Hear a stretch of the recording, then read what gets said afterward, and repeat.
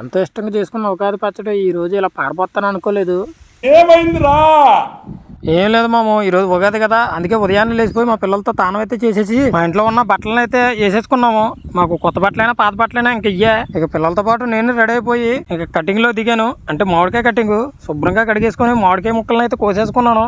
అలాగా ప్రతి items ready చేసుకుని పెట్టుకున్నాను. అయినా సరే ఇందులో ఒకటి తక్కువైంది లేదు చదువు అంత కరెక్ట్ గానే ఉన్నది. బాగా ఆలోచిస్తే అసలైంది మర్చిపోయాను నేను. అంటే యాప్ మాట ఇది అయిపోతే మరి అసలు పని అవుతావు. ఇప్పుడు ఆల్ ఐటమ్స్ అయితే కరెక్ట్గా ఉన్నాయి. ఇక అస్సలు లేట్ అవ్వకూడదని చెప్పేసి ఒక బిందె అయితే తెచ్చుకున్నాను. ఇంకా లేట్ ఎందుకు మాము, ఇక్కడ ఉన్న ఐటమ్స్ మొత్తం ఈ బిందెలు అయితే మొత్తం వేసేయడమే.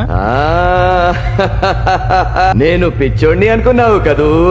నేను ఎందుకు అలా చేస్తాను మాము, ఎంత కక్కుర్తున్నా సరే అంతోటి కలుపుకోకూడదు కదా. ఏదైనా పచ్చడిలాగా చేసుకోవాలి. అసలే చేయడం రాదు, యూట్యూబ్ లో చూసి చేస్తాను అనమాట. ముందుగా అయితే రసం అయితే పిండేసుకున్నాను. తర్వాత అంటుపండు తొక్కలు, అదే అంటుపండు కాయలు, తర్వాత శనగపప్పులు, తర్వాత మామిడికాయలు, తర్వాత బెల్లం, ఆ తర్వాత యాప్ పువ్వు వేసేసుకొని శుభ్రంగా కలిపేసుకున్నాను. ఇక మన పచ్చడి అయితే రెడీ అయిపోయింది. సేమ్ యూట్యూబ్ లో చూసినట్టుగానే వచ్చేసింది.